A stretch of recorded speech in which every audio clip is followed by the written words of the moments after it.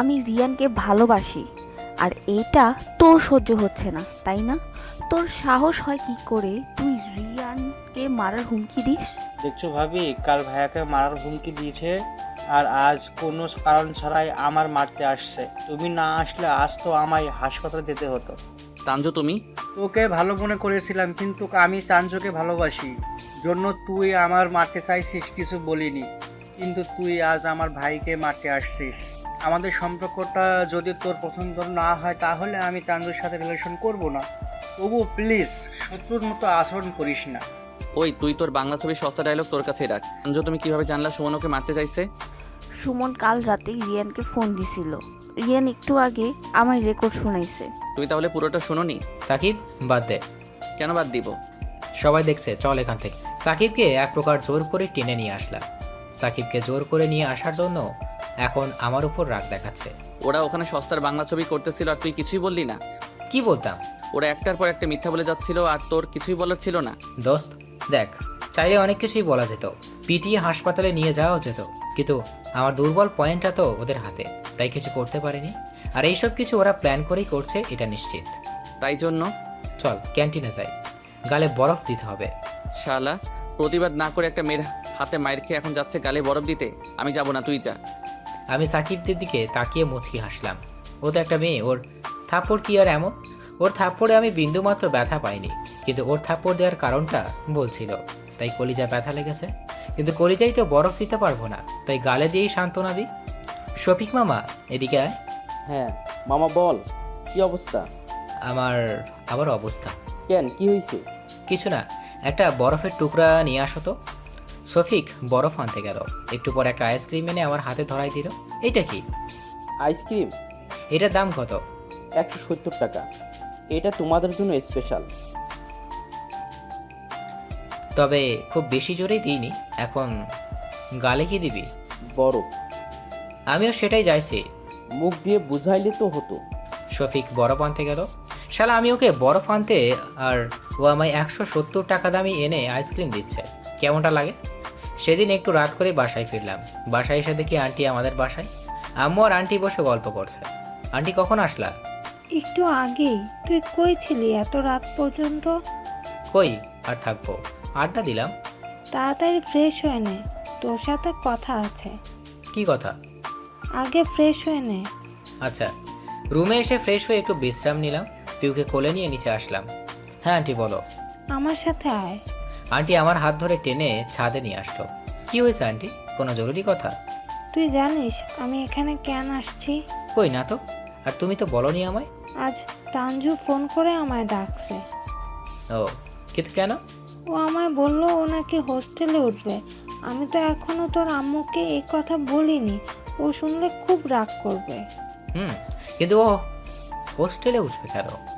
আমারও তো একই প্রশ্ন, তোর সাথে কি ওর কোনো ঝামেলা হয়েছে? এবার আমি চুপ হয়ে গেলাম। এবার চুপ থাকতে দেখে আন্টি আবার আমায় জিজ্ঞেস করলো। সুমন কি হয়েছে, লুকাবি না কিন্তু, বল আমায়। এবার আমি আন্টিকে 1 বাই 1 সব বললাম। ফোনে কল রেকর্ডও শোনালাম, এমনকি আজকে সকলের বিষয়টাও জানালাম। এই কয়দিন এসব হয়ে গেল, তুই আমায় জানালি না কেন? আমি ভেবেছিলাম হয়তো আমি ওকে বোঝাতে পারবো, কিন্তু আন্টি তোমায় একটা রিকোয়েস্ট করি। হ্যাঁ বল। তুমি প্লিজ ওকে বোঝাও, ও যেন এই বাসা না ছাড়ে। দরকার পড়লে আমি বাসায় থাকবো না। তুই বাসায় থাকবি না কেন? কারণ আমার জন্য তো ও হোস্টেলে যেতে চাচ্ছে। তোকে কোথাও যেতে হবে না, আমি দেখছি কি করা যায়। আর হ্যাঁ, তুমি ওকে বলিও না যে আমি তোমায় এইসব বলেছি। আর এইসব কিছুতে ওর বিন্দু মাত্র দোষ নেই, তাই তুমি ওকে বকা দিবে না। ওর দুর্বলতার সুযোগ নিচ্ছে ওরা। আর একটা কথা, আমি কাল 1 সপ্তাহের জন্য বান্দরবন যাচ্ছি। কাউকে বলিনি, এখনো শুধু আব্বুর সাথে কথা বলছি। বান্দরবান কেন? চোখের সামনে এইসব সহ্য হচ্ছে না তাই। আর আমি না পারছি ওকে কিছু বলতে, না পারছি রিয়ানকে কিছু করতে। আমি আরও কিছু বলতে চাপে এমন সময় আম্মু আসলো। কি রে, তোদের গল্প এখনো শেষ হয়নি? কেন, কি হয়েছে? খাওয়া করা লাগবে না, শুধু গল্প দিয়ে কি পেট ভরবে? তুই যা, আমরা আসছি। তাড়াতাড়ি আয়। আব্বু অফিস থেকে আসার সময় আমার জন্য টিকিট কেটে নিয়ে আসছে। আগামীকাল 10টায় আমার বাস। সকালে ঘুম থেকে উঠে শুধু সাকিব আর মারুফকে টেক্সট করে জানিয়ে দিলাম আমি 1 সপ্তাহের জন্য বাইরে যাচ্ছি। এরপর বাসায় আম্মু আন্টিকে বললাম। তাঞ্জুকে বলার জন্য ছাদে আসলাম। তাঞ্জু বই পড়ছে। আমি কয়েকদিনের জন্য বাইরে যাচ্ছি। আর হ্যাঁ, সব কিছুর জন্য সরি। আমি আর কখনো তোমাদের মাঝে আসবো না।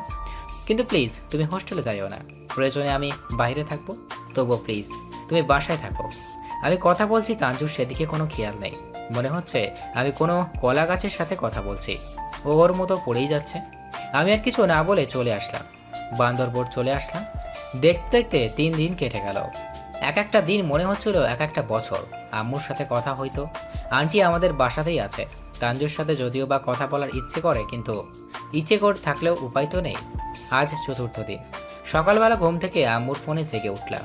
হ্যালো। এখনো ঘুমাচ্ছিস? কিছু বলবা? তাড়াতাড়ি উঠে বাসায় চলে আয়। মানে কি? আমি এখানে আরো কিছুদিন থাকবো, আর এইভাবে যেতে বললে কি আর যাওয়া যায় নাকি? গাড়ি পেতে হবে না? তুই বাসে আসবি নাকি প্লেনে আসবি সেটা তোর ব্যাপার, কিন্তু সন্ধ্যার মধ্যে তোকে বাসায় দেখতে চাই। আরে বাবা, আমার কথাটা শোনো। Hello hello. চাপ বাবা, কথা শেষ না হতেই ফোন কেটে দেওয়া ছাড়া। আন্টিকে ফোন দিলাম, উনিও একই কথাই বললো। কেউ অসুস্থ হয়ে পড়েছে নাকি সেটা যে জিজ্ঞেস করবো সেই সুযোগটাও পাচ্ছি না। আব্বুকেও একই কথা বললো। সবাই কি গলায় একই টিউন সেট করে রাখছে নাকি? এখন শুধু একজন আছে। তাঞ্জুকে ফোন দেওয়া, তাঞ্জুকে ফোন দিলাম। তাঞ্জুর ফোন বন্ধ। তাঞ্জু আবার কিছু হলো না তো? কেমন জানি বুকটা কেঁপে উঠলো। এরপর সবার ফোনে ফোন দিচ্ছি, কিন্তু কেউ রিসিভ করছে না। আজব পাবলিক, ফোন রেখে হারালো নাকি? টেনশনে আমার চোরাই উঠে গেছে। তাড়াতাড়ি করে কাপড় চোপড় গুছিয়ে নিলাম। টিকিট কাউন্টারে আসলাম, কিন্তু টিকিট পাওয়া যাচ্ছে না। অনেক কষ্ট করে কাউন্টারে ঘুষ দিয়ে একটা সিট ম্যানেজ করলাম। গাড়িতে থাকতে মারুফকে ফোন দিলাম। হ্যালো মারুফ, হ্যাঁ বল। একটু আমাদের বাসায় গিয়ে দেখবি সবাই ঠিক আছে কিনা? আমার কেন জানি খুব জরুরি বাসায় আসতে বললো। আমার সাথেও একটু আগে দেখা হয়েছিল, বাসায় যেতে বললো। কই এখন? আমি গাড়িতে উঠছি। আচ্ছা তাড়াতাড়ি আয়। ফোন কেটে দিলাম। সন্ধ্যার পর বাসায় পৌঁছালাম। বাসায় কেন জানি সব আত্মীয় দিয়ে ভরপুর। বাসাটা খুব সুন্দর করে সাজানো। কি হচ্ছে এইসব আমি কিছুই বুঝতে পারছি না। বাসার ভিতরে ঢুকলাম। বাসায় ঢুকতে আম্মু সাথে দেখা হতেই আমার হাত ধরে টেনে আম্মু রুমে নিয়ে আসলো। আম্মু কি হয়েছে এইসব? আমি তো কিছুই বুঝতে পারছি না। তোর কিছু বুঝতে হবে না, তুই গোসল করে এই শেরওয়ানিটা পরে নে। আম্মুকে কিছু বলতে গেলাম, কিন্তু আমার কোনো কথাই শুনলো না। তাড়াহুড়ো করে বেরিয়ে গেল। আমি গোসল করে আম্মুর কথা মতো শেরওয়ানি পরলাম। একটু পরে সাকিব আর মারুফ আসলো। কিরে কি হয়েছে এইসব? পরে বোঝাবো, এখন আয়। সাকিব মারুফের সাথে বাইরে আসলাম। সোফায় বসে আছি। একটু পরে কাজী আসলো। এসে আমায় কবুল বলতে বলল। তার মানে এখন আমার বিয়ে হচ্ছে, কিন্তু কার সাথে? এখন রাত। আমার ঘরের সামনে দাঁড়িয়ে আছে। তোকো বাসর ঘরের সামনে দাঁড়িয়ে আছে, কিন্তু ভিতরে কি আমার বউয়ের রূপে বসে আছে আল্লাহই ভালো জানে। দোস্ত, হ্যাঁ বল। আমি কাকে বিয়ে করলাম রে? ভিতরে যা, তাহলে তো সব বুঝতেই পারবি। এই বলে জোর করে আমায় ভিতরে ঢুকিয়ে দিয়ে দরজা বন্ধ করে দিল। কাঠের উপর তাকাতেই দেখি তাঞ্জু বসে বসে কান্না করছে। তার মানে তাঞ্জু আমার বউ? ভাবতেই কেমন লজ্জা লজ্জা লাগছে। আমি গিয়ে তাঞ্জুর পাশে বসলাম। আমি বসতেই তাঞ্জু উঠে জানলার পাশে দাঁড়ালো। আমি উঠে গিয়ে তাঞ্জুর কাঁচে হাত রাখলাম। তাঞ্জু আমার হাতটা ঝাড়ি দিয়ে সরিয়ে দিল। খবরদার আমায় স্পর্শ করবে না। তাঞ্জু আমার দিকে ফিরে তাকালো। তাঞ্জুর চোখ ছলছল করছে। আমি তোকে কোনো দিন স্বামী হিসাবে মেনে নিতে পারবো না।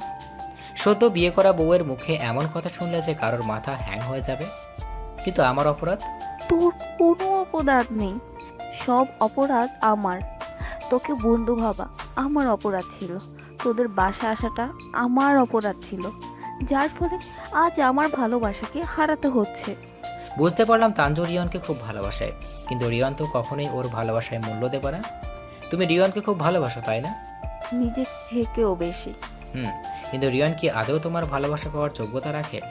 মানে কি বলতে চাচ্ছ তুমি? তুমি জানো না ও খুবই বাজে একটা ছেলে। ও তোমার মন নিয়ে খেলছে, তোমার ইমোশন নিয়ে খেলছে। খবরদার রিয়ানকে নিয়ে কোনো বাজে কথা বলবা না। আমি জানি ও তোমার শত্রু, আর ও আগে একটু বাজে ছিল, কিন্তু এখন ভালো হয়ে গেছে আর আমায় অনেক ভালোবাসে। তুমি কি জানো ওর সম্পর্কে? যেটুকু জানি সেটাই তোমার থেকে বেশি জানি। আর তুমি ভুলেও আমার কাছে আসার চেষ্টা করবা না। জোর করে হয়তো তুমি স্বামীর অধিকার ফলাতে পারবা, তাতে শুধুই এই দেহটা ছাড়া আর কিছুই পাবা না। আমি আর কিছু না বলে রুমের দরজা বাইরে থেকে লাগিয়ে দিয়ে বাসার বাইরে চলে আসলাম। হাঁটতে হাঁটতে কিছুটা দূরে একটা দোকান থেকে একটা সিগারেট নিলাম। এখন বাসার ছাদে দাঁড়িয়ে সিগারেট টানছি। জীবনে প্রথমবার, যদিও বা একটু একটু কষ্ট হচ্ছে সিগারেটটা খেতে, তবুও এক প্রকার জিদ করেই খাচ্ছি। সবাই বলে সিগারেট খেলে নাকি কষ্টগুলো সিগারেটের মতো ধোঁয়া হয়ে উড়ে যায়। কথাটা একেবারেই মিথ্যা। প্রতিবার সিগারেটে টানে নিখুঁতভাবে কষ্টগুলো মনে পড়ে। সিগারেটটা শেষ করে রুমে আসলাম। তানজু খাটের এক পাশে বসে আছে। আমি গিয়ে ওর পাশে বসলাম। আমায় বসতে দেখে একটু নড়ে বসলো। তুমি আমার স্বামী, মানো বা নাই মানো, কিন্তু আমাদের তো বিয়ে হয়েইছে, এটা তো সত্যি। আর এই রাতটা প্রতিটা মানুষের কাছে একটা স্বপ্নের রাত। আমি এই রাতে তোমার থেকে একটা জিনিস চাইবো, প্লিজ ফিরিয়ে দিও না। তানজু আমার দিকে অবাক হয়ে চোখে তাকিয়ে রয়েছে। ওর চোখে স্পষ্ট ভয় দেখতে পাচ্ছি। ও হয়তো ভাবছে অনেক বড় কিছু চাইবো। ভয় পেও না, খুব বেশি কিছু চাইবো না। আমায় শুধু তোমার বন্ধুর আসনটা আবার দিতে। আমি কথা দিচ্ছি তোমাদের ভালোবাসা সত্যি দিয়ে দিব। আর রিয়ান যদি তোমায় ভালোবাসে তাহলে আমি তোমাদের এক করে দিব। কোনো দিন স্বামী হিসাবে অধিকার চাইবো না, প্লিজ। আমার এই একটা কথায় তানজুর মুখ থেকে ভয় ছড়িয়ে হাসির আভা ফুটিয়ে তুলল। ও এতটাই খুশি হলো যে খুশিতে আমায় জড়িয়ে ধরল। আমি শুধু নীরবে চোখ বুজে রইলাম। তুমি সিগারেট খাইছো? বাদ দাও। খুব ইচ্ছে ছিল বাসর ঘরে বউয়ের সাথে সিগারেট খাবো। এটাই হবে জীবনের প্রথম এবং শেষ সিগারেট খাওয়া। ও আচ্ছা। বললা না তো বন্ধু বানাবে নাকি? তোমার তো বন্ধু মানানোই যায়, কারণ তুমি বন্ধু হিসেবে একজন পারফেক্ট মানুষ। জানি না স্বামী হিসাবে কি কি কম আছে আমার। কিছু বলবা? কই না তো, একটা রিকোয়েস্ট করি। হ্যাঁ বলো। তুমি প্লিজ আমাদের মাঝের এই সব কিছু বাইরে কাউকে বুঝতে দিও না, খুব কষ্ট পাবে তারা। আচ্ছা ঠিক আছে। তুমি খাটে ঘুমিয়ে পড়ো, আমি নিচে শুয়ে পড়ছি। কেন? তুমিও এখানে ঘুমাও। না, তোমার পাশে থাকলে যদি স্বামীর অধিকার নামক কিসটা জেগে ওঠে তাহলে সমস্যা হবে। তার থেকে নিচেই ভালো। তানজু আর কিছু বললো না। ও খাটের উপর শুয়ে পড়লো। আমি কোল বালিশটা নিয়ে নিচে শুয়ে পড়লাম। এইভাবেই কেটে গেল বেশ কিছুদিন। এখন আমি আর সব সময় আড্ডা দিই না। আব্বুর ব্যবসা দেখাশোনা করি। আজ শুক্রবার, তাই বাসায় আছি। নামাজ শেষ করে এসে দেখি আম্মু আর তানজু রান্না করে। তোমরা রান্না করে কি করো? তোর বউকে পিঠে বানানো শিখাই। ও আচ্ছা, তাহলে আমার রুমে গেল। রুমে যাবি মানে কি? তোর বউকে তুই শিখিয়ে দে, আমি গেলাম। আম্মু তুমি কই যাও? ও ভালো পারে পিঠা বানাতে। আম্মু চলে গেল। তানজু ময়দায় পানি দিয়ে হাত দিয়ে পানি আর একটা মিশিয়ে দিচ্ছে। মাঝে মাঝে মুখেও হাত দিচ্ছে, তাই ময়দা মুখেও ভরে আছে। ওর দিকে তাকিয়ে আমার একটু হাসি পেল। ইচ্ছে করছে ওর গালে দুটো আলতা করে টেনে দিতে। এই তুমি হাসছো কেন? একটু অপেক্ষা করো। দৌড়ে রুমে এসে ফোনটা নিয়ে আসলাম। তারপর তানজুর পিক তুলে ওকে দেখালাম। তানজু ওর পিক দেখে হাতে আটা ময়দা নিয়ে সব কিছু আমার মুখে লাগিয়ে দিল। আমার মুখ মাখিয়ে দিয়ে যুদ্ধ জয়ের হাসি দিল। এই হাসির জন্য শতবার কোরবান হতে প্রস্তুত। কি হলো, হাঁ করে তাকিয়ে আছো কেন? দেখছি। কি দেখছো? কিছু না। পিঠে কি বানানো হবে নাকি না? অবশ্যই।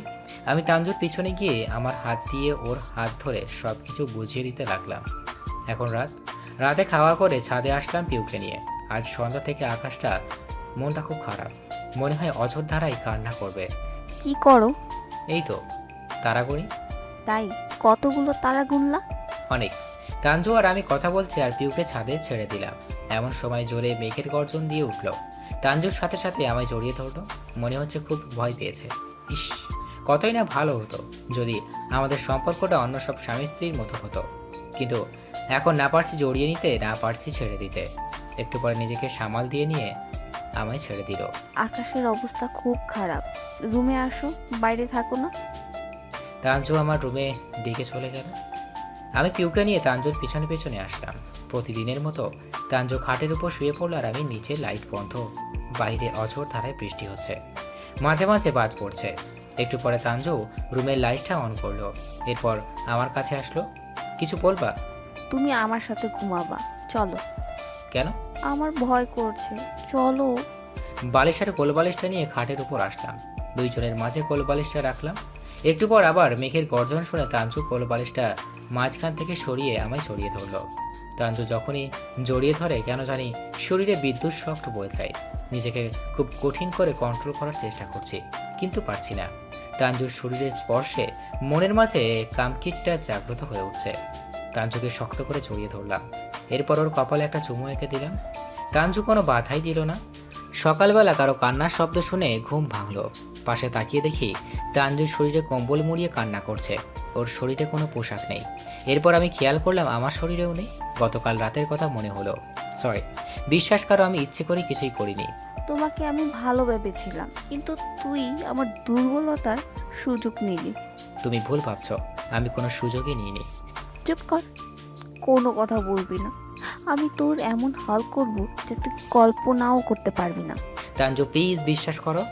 খবরদার, তুই আমার কাছে আসবি না, বেরিয়ে যা রুম থেকে।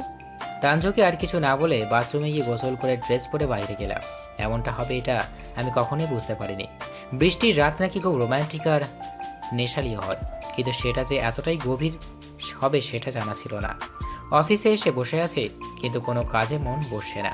সাকিবকে ফোন দিলাম। হ্যাঁ বল। কই তুই? বাসায়। তুই কোথায় আছিস? টেনশনে আছি রে ভাই। ও আচ্ছা, এটা আবার কোথায়? কুত্তা ফাজলামি রাখ। থাক আমি আসছি, আর সব কয়টা হারামিকে ফোন করে ডাক। আচ্ছা আয়। আমি একটু পরে সাকিব বাসায় গেলাম। এসে দেখি সবাই এসে গেছে। আমাদের বন্ধুদের মাঝে এটা আবার একটা ভালো দিক, যখন ডাকবা তখনই এসে হাজির। এরপর সন্ধ্যা পর্যন্ত আড্ডা দিলাম। আড্ডা দেওয়ার শেষে বাসায় আসলাম। আব্বু আম্মু তানজু সবাই ড্রয়িং রুমে বসে আছে, কিন্তু কেউ কোনো কথা বলছে না। আমি আমার রুমের দিকে যেতে লাগলাম। সুমন এদিকে আয়। হ্যাঁ আব্বু। সারাদিন কই ছিলি? অফিসেতেই তো ছিলাম। আব্বু বসা অবস্থা থেকে দাঁড়িয়ে আমার গালে সজোরে একটা থাপ্পড় দিল। তুই অফিসে ছিলি নাকি এই মেয়ের সাথে ছিলি? একটা ছবি আমার দিকে এগিয়ে দিল। ছবিটা দেখে আমি অবাক হয়ে তাকিয়ে রইলাম। একটা মেয়ের সাথে আমার ছবি। এটাকে? একদম নাটক করবি না, তুই এমনটা করবি আমি ভাবতেও পারিনি। আমি সত্যি জানি না এটাকে। তোর মাথায় এতটুকু বুদ্ধি থাকা উচিত। তোর বাসায় একটা বউ আছে, আর এই মেয়ে তো কোনো দিক থেকেই তানজুর আশেপাশেও যেতে পারবে না। কিন্তু আচ্ছা, এই পিক পাইছো কই? একটা লোক এসে তানজুকে দিয়ে গেছে। কোন লোক? তানজু আমায় কিছু না বলে দৌড়ে রুমে চলে গেল। আত্মীয় স্বজনদের কাছে জানাজানি হলে কি বলবো? আমি কিছু বললাম না, চুপচাপ মাথা নিচু করে শুধু শুনলাম, কারণ আমার কোনো কথাই এখন বিশ্বাস করবে না কেউ। আব্বু আম্মু দুইজনেই বকাবকি করে রুমে চলে গেল। আমি কিছু সময় দাঁড়িয়ে থেকে পিউয়ের পায়ের কাছে এসে হাঁটাহাঁটি করতে ওকে তুলে নিয়ে ছাদে আসলাম। আচ্ছা পিউ, আমি কি সত্যি খুবই খারাপ? তাহলে যেটা করি না সেটার জন্য কেন আমায় শাস্তি ভোগ করতে হয়? কি মন খারাপ? বিশ্বাস করো তানজু, আমি ওই মেয়েকে চিনি না। সেটা আমিও জানি। ওটা তো তুহিন আমায় এডিট করে দিছে। ছেলেটার ট্যালেন্ট আছে বলতে হবে। এত নিখুঁতভাবে কাজ করেছে, বোঝার কোনোই অপশন নেই। তানজুর কথা শুনে আমার আকাশটা ভেঙে পড়ার অবস্থা। মানে কি তুমি এইসব করেছো আমার সাথে? হ্যাঁ, কিন্তু কেন? তুমি আমার সম্মান নিয়ে খেলছো কেন? তুইও তো আমার দুর্বলতার সুযোগ নিয়ে আমার সর্বস্ব লুটে নিয়েছিস। আমি তোমায় সকালেও বলেছি, এখনো বলছি, আমি ইচ্ছে করে কিছু করিনি। যদি করেও থাকি তবে তাতেও আমি কোনো ভুল করিনি, কারণ ওটা আমার অধিকার। তুই ভালো করে জানিস আমি তোকে স্বামী হিসাবে কোনো দিন মানতে পারবো না। তবুও তুই তোর নোংরা ইচ্ছেটা পূরণ করতে আমার সাথে ইচ্ছে করে এসব করেছিস, আর তাই জন্য ঠাস, তুই এতটা নিচু মনের জানতাম না।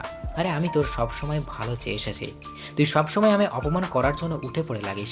তুই নিজেও জানিস না তুই আমার মনের কোথায় ছিলি, কিন্তু এখন শুধু তোর প্রতি ঘৃণা কাজ করছে। যে তোকে জামা কাপড়ের মতো ব্যবহার করছে তুই তার পিছনে ঘুরিস, আর যে তোকে পাগলের মতো ভালোবাসে তাকে তুই যাই হোক একদিন ঠিকই বুঝতে পারবি, কিন্তু এখন তোর বোঝাবুঝিতে আমার কিছু যায় আসে না। তুই এতদিন আমার সাথে এত কিছু করেছিস, কিন্তু আমি কিছুই বলিনি, কারণ আমি তোকে ভালোবাসতাম আর ভাবতাম একদিন ঠিকই তুই বুঝতে পারবি, কিন্তু তুই ভালোবাসা পাওয়ার যোগ্যতা রাখিস না। এতদিন ভাইয়ের মানুষের মতো তুই আমার অপমান করছিলি, কিছুই বলিনি, কিন্তু আজ এই তুই আমার পরিবারের কাছে আমায় একটা মানুষ হিসাবে পরিচয় করিয়ে দিলি, যে মানুষটাকে তারা কখনই ক্ষমা করবে না। আর বাকি রইল তোর ভালোবাসার কথা। তোর সস্তা ভালোবাসা ঠিকই মানুষকেই বেঁচে নিয়েছে। রিয়ান তোর জন্য ঠিকই আছে। কান্না করতে করতে কথাগুলো বলে চলে আসলাম। আজ খুব কষ্ট হচ্ছে। আব্বু কখনো আমার দিকে রাগি চোখে তাকায়নি পর্যন্ত, কিন্তু আজ এর জন্য আমায় এতগুলো কথা শুনতে হলো। দোষ না করেও আমি অপরাধী। বাইরে আসলাম। কিছু দূরে একটা দোকান থেকে এক প্যাকেট সিগারেট নিলাম। জীবনে দ্বিতীয়বার আজ আবার সিগারেট খাচ্ছি। সারা রাত আর বাসায় ফিরিনি। ল্যাম্পপোস্টের নিচে বসে থেকে কাটিয়ে দিলাম। যে কুত্তাকে দেখলে ভয়ে অন্য রাস্তা দিয়ে হাঁটতাম, আজ সেই কুত্তাই আমার সঙ্গী। সকালবেলা বাসায় ফিরলাম। রুমে এসে দেখি তানজু এখনো ঘুমাচ্ছে। অন্যদিন ওর দিকে তাকিয়ে থাকতে ভালো লাগতো, কিন্তু আজ কেন জানি ওকে খুব বিরক্ত লাগছে। মোবাইলটা চার্জে লাগিয়ে ওয়ালেট রেখে বাথরুমে গিয়ে গোসল করে আসলাম। সারা রাত সিগারেট ছাড়া আর কিছুই খাওয়া হয়নি, তাই ডাইনিংয়ে গেলাম। আব্বু আম্মু নাস্তা করছে। আম্মু নাস্তা দাও। আম্মু কোনো কথা না বলে শুধু প্লেটটা আমার দিকে এগিয়ে দিল। অন্যদিন হলে কথার ফুল ছুটতো, কিন্তু আজ আমার দিকে তাকাচ্ছেও না পর্যন্ত। না খেয়ে উঠে আসলাম। একটা রিক্সা নিয়ে সাকিবের বাসার ছাদে আসলাম। সাকিবকে সব বললাম। কি করবি এখন? কিছু জানি না রে ভাই, তবে যে ও এমন একটা কাজ করবে কখনো ভাবতে পারিনি। এখন সবার আগে আঙ্কেল আন্টির ভুল ভাঙাতে হবে। কিন্তু কিভাবে? সেটা তুই আমার উপরে ছেড়ে দে, আর তানজোর কি করবি সেটা বল। কি আর করার, ডিভোর্স দিয়ে দিব। তোর পরিচিত কোনো উকিল আছে না? হ্যাঁ, কিন্তু তুই কি সত্যি ওকে ডিভোর্স দিবি? একদিন কাঁদবে দেখিস, খুব কাঁদতে হবে ওকে। তুই তো ওকে বাসি না, আমি ওকে ঘৃণা করি। তুই তোর উকিলের সাথে কথা বল। আচ্ছা, তোর ফোনটাতে এখনই কথা বলছি। গোসল করে শুধু ওয়ালেটটা নিচ্ছি, ফোন তো বাসায়। ও, আমার ফোনও তো বাসায়।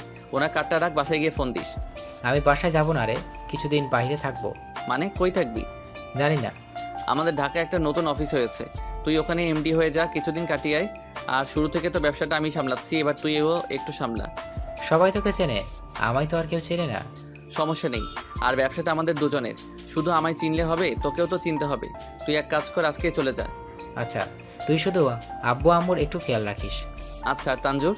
ওর খেয়াল রাখার জন্য মানুষের অভাব হবে না। আর এই নাম্বারটা আমার সামনে বলবি না। সাকিব আর এই অনেক আগেই দুইজনে মিলে একটা ব্যবসা শুরু করেছিলাম। এতদিন সাকিব একাই সামালে আসছে।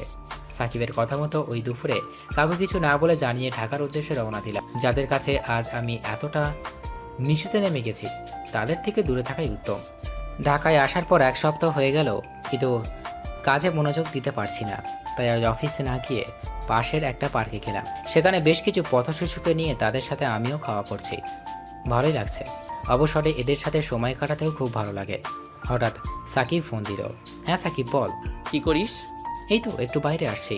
তুই কি বিজি? না, বল কি বলবি। আজ তানজু আমাদের বাসায় আসছিল তোর খোঁজ আনতে। শোন, তোকে বলছি না ওর কথা আমার সামনে বলবি না, আমি শুনতে চাই না। আরে বাবা শোন তো। আচ্ছা বল। ও আমায় এসে বললো তুই কোথায়, তখন আমি বললাম আমি জানি না। ও আমায় অনেক রিকোয়েস্ট করলো বলার জন্য। তুই কি বলে দিয়েছিস নাকি? না। তাহলে তো হলোই, এখন রাখ। শোন না রে ভাই। আরও কি? আমি বললাম তুমি কোথায় যাও, তখন ও বললো রিয়ানের সাথে দেখা করতে। এরপর আমার সাথে আর কোনো কথা না বলে চলে গেল। চলে তো গেছে, তাহলে আর কি? এরপর আমি ওর পিছনে পিছনে গেলাম। কেন?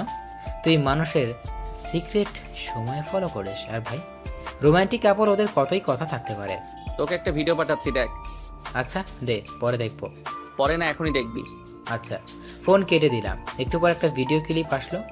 বাচ্চাদের সাথে বিদায় নিয়ে বাসায় চলে আসলাম। বাসায় এসে ভিডিওটা প্লে করলাম। ভিডিওতে তানজুর পিছনের দিকে দেখা যাচ্ছে, আর রিয়ন তানজুর সামনে দাঁড়িয়ে আছে। তুমি এই সময় আমায় কিছু না জানিয়ে আসলো? চল, আজ বিয়ে করব। কি বলছো? তোমার মাথা ঠিক আছে? হ্যাঁ চলো। হাসছো কেন?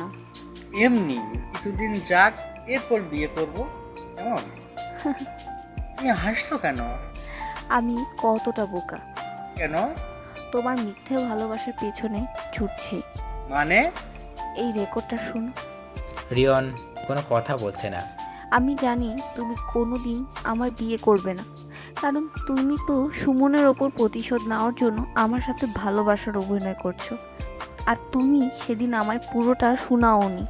তুমি বারবার আমার চোখে সুমনকে খারাপ বানানোর চেষ্টা করছো, আর আমিও তোমার মিথ্যে ভালোবাসার জন্য পাগল ছিলাম। তাই সত্যিটাকে বারবার ফিরিয়ে দিয়েছি, আর বারবার সুমনকে অপমান করে তাড়িয়ে দিয়েছি। শোনো, তুমি ভুল বুঝছো। তানজুকে স্পর্শ করার সাথে সাথেই তানজু রিয়নেকে থাপ্পড় দিল। তুই আমার পবিত্র ভালোবাসা নিয়ে মজা করছিস? তুই ভুলেও আমার কাছে আসবি না। তুমি আমায় বোঝানোর সুযোগ দাও। তোকে সুযোগ দেব? তোর জন্য আমি সত্যি ভালোবাসাকে প্রায় হারিয়েছি। ওর সাথে আমি অন্যায় করেছি শুধু তোর জন্য। আমি ওকে ওর পরিবারের কাছে আজ একটা বাজে ছেলে হিসাবে পরিচিত দিয়েছি। তোর জন্য ও আমার থেকে এতটা দূরে। আমি শুধু চকচক করা দেখেই সোনা বেছে নিয়েছিলাম। এটা আমার জীবনের সব থেকে বড় ভুল। আর কোনো দিন আমার সাথে কোনো প্রকারের যোগাযোগ করার চেষ্টাও করবি না। তানজু চলে আসছে। রিয়নকেও দেখলাম তানজুর পিছনে পিছনে আসতে। সেই সময় ভিডিও শেষ হয়ে গেল। ফোনটা রেখে বাথরুমে গিয়ে মুখে পানি দিয়ে আসলাম। আমিও বলছিলাম না একদিন ঠিকই বুঝতে পারবে আমার ভালোবাসা, সেই দিন হয়তো আমায় আর কাছে পাবে না।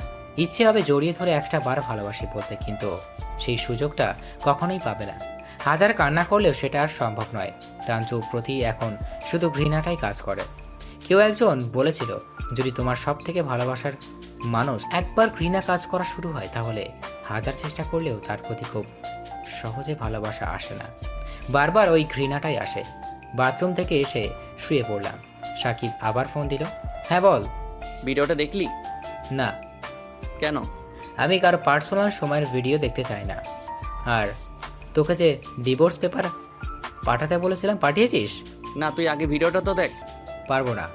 আর তুই যদি একবারও ওর কথা বা ওই ভিডিও কথা বলিস, তাহলে কিন্তু আমি সত্যিই সবার থেকে হারিয়ে যাব।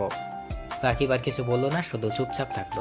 আর হ্যাঁ, আমার কথা যদি কেউ জানতে চায় বলবি, জানিস না, ঠিক আছে? হুম। ফোন কেটে দিলাম। মানুষের মনে একবার যে জিনিসের উপর থেকে ইন্টারেস্ট হারিয়ে ফেলে, সেটা শত চেষ্টা করলেও আর প্রায় করা যায় না। আর যে দুঃখ মনের গহীনে গেঁথে যায়, সেই দুঃখ আর দেওয়া মানুষ দুটোকে কখনো ভোলা সম্ভব নয়। আমি সব কিছু ভুলে থাকার জন্য নিজেকেও আরও বেশি ব্যস্ত রাখার চেষ্টা করছি, কারণ একমাত্র ব্যস্ততাই পারে সকল কিছু ভুলিয়ে দিতে। সেই জন্য তো মানুষের সকল কষ্টের রাতেই ভেসে ওঠে। নিজের কাজের মধ্যে এতটাই ব্যস্ত হয়ে পড়লাম যে খুব বেশি প্রয়োজন ছাড়া সাকিবের সাথে কথাও হয় না। মাঝে মাঝে সাকিবকে ফোন দিয়ে বাসার খবর নিই, কিন্তু যখন তানজুর টপিক নিয়ে আসে তখনই কোনো না কোনো কাজের বাহানা দিয়ে কেটে দিতাম। কেন জানি না, ওর কথা শুনতে ইচ্ছে করে না। তবে এর মাঝে সাকিব ঢাকায় আসছে, এখন থেকে ওকে ঢাকায় থাকবে। তবে ও নাকি আসার আগে আমার লোকেশন বলে দিচ্ছে সবাই। কথাটা শুনে সাকিবের উপর প্রচুর রাগ উঠেছিল। সাকিব আর আমি বসে গল্প করছি। তোর জন্য একটা নিউজ আছে, গুড নিউজ নাকি ব্যাড নিউজ সেটা বলতে পারবো না। কি নিউজ? তানজু প্রেগনেন্ট। কি? সত্যি? এটা তো সুসংবাদ। আমার যে কি আনন্দ লাগছে নিউজটা শুনে, বলে বোঝাতে পারবো না। দোস্ত চল একবার বাসায় গিয়ে দেখে আসি। এত আত্মহারা হওয়ার দরকার নেই। তুই কি শিওর যে এই বাচ্চার বাবা তুই?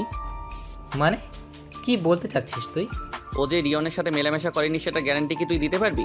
কারণ ও রিয়নের উপর খুবই দুর্বল ছিল, আর সেই সময় রিয়নের সাথেও যোগাযোগ ছিল। ওর তো যোগাযোগ বন্ধ হলো কিছুদিন আগে। তানজু এমন মেয়েরা রে, ও এমন এটা করতেই পারবে না। এখন সেটা বরাবরই তোর ভাবনার উপর ডিফেন্স করছে। আচ্ছা থাক, আমি রুমে গেলাম। সরি রে, তোর মনটা খারাপ করে দিলাম, কিন্তু আমার ভাবনায় যেটা আসছে তোকে সেটাই বললাম। কই, আমার মন খারাপ না তো। আর তুই তো কখনো আমার খারাপ চাইবি না, তাই না? থাক, আমি রুমে গেলাম। রুমে চলে আসলাম। রুমে এসে বাথরুমে গেলাম, মুখে পানি দিলাম। মুখে পানি দিয়ে আয়নার দিকে তাকালাম। সত্যি কি এটা আমার বাচ্চা নয়? কিন্তু আমিও তো তানজুর সাথে অন্তরঙ্গ মুহূর্ত কাটিয়েছি, যদিও বা সেটা অনিচ্ছাকৃত, কিন্তু আমিও তো কোনো প্রোটেকশন ব্যবহার করিনি। তানজু কি রিয়নের সাথেও না? না না না, এটা হতে পারে না। এইরকম অনেক বাজেভাবে ভাবনা মাথায় আসছে। আমার মাথা আর চাপ নিতে পারছে না, কেন জানি না। চারিদিকটা ঘুরতে শুরু করলো, ঠিকভাবে দাঁড়াতেও পারছি না। এরপর জোরে সাকিব বলে চিৎকার করলাম। এরপর আর আমি কিছু বলতে পারি না। যখন চোখ খুললে তখন বুঝতে পারলাম আমি খাটের উপর শুয়ে আছি, পাশে সাকিব বসে আছে। সাকিবের দিকে তাকালাম। এখন কেমন ফিল করছিস? আমার কি হয়েছিল? তেমন কিছু না, তখন আমায় ডাকলি, এরপর আমি রুমে এসে দেখি তুই রুমে নেই। তারপর বাথরুমের দিকে এগিয়ে দেখি তুই পড়ে আছিস। এরপরে তোকে বেডে এনে শোয়াই। ও, একটু আগে ডাক্তার আসছিল, বলল মাথায় অতিরিক্ত চাপের কারণে এমনটা হয়েছে। কি নিয়ে এতটা চিন্তা করছিস? তানজুকে নিয়ে? না, বাদ দে তো। আচ্ছা তুই রেস্ট নে, আমি একটু বাইরে যাচ্ছি। আচ্ছা, আমার পুরোপুরি সুস্থ হতে প্রায় 10 দিন সময় লাগবে। সুস্থ হওয়ার পর একদিন হঠাৎ বাসায় যাওয়ার ইচ্ছে হলো। আমি বারবারই এমন, যখন যেটা ইচ্ছে হয় তখনই আমি সেটাই করি, হোক সেটা ভালো অথবা খারাপ। বাসায় আসলাম পরদিন 12টার দিকে। অনেকদিন পর বাসায় আসলাম, প্রায় 5 মাস। সবাই আমাকে দেখে অনেক খুশি, আমারও ভালো লাগছে অনেকদিন পর আব্বু আম্মুকে দেখতে পেয়ে। সবার সাথে একটু কথা বলে রুমে এসে ফ্রেশ হয়ে শুইলাম। একটু পরেই ঘুমিয়ে পড়লাম। হঠাৎ বুকের উপর ভারী কিছু অনুভব করলাম। চোখ খুলে দেখি তানজু আমার বুকের উপর মাথা রেখে শুয়ে কান্না করছে। এক প্রকার ধাক্কা দিয়ে ওকে বুকের উপর থেকে সরিয়ে দিলাম। খবরদার আমার কাছে আসবি না। তুমি এমন করছো কেন? আমি আবার কেমন করলাম? তুমি তো চাইতে যাতে আমি তোমায় ভালোবাসি, তাহলে আজ কেন? চাইলাম কোনো এক সময়, কিন্তু এখন চাই না। অনেক আগেই চাওয়া বাদ দিছি। কিন্তু কেন? আমি এখন শুধু তোকে ঘৃণা করি, দয়া করে আমায় বিরক্ত করবি না। আমি রুম থেকে বের হয়ে আসলাম। তানজু ওখানেই কান্না করছিল।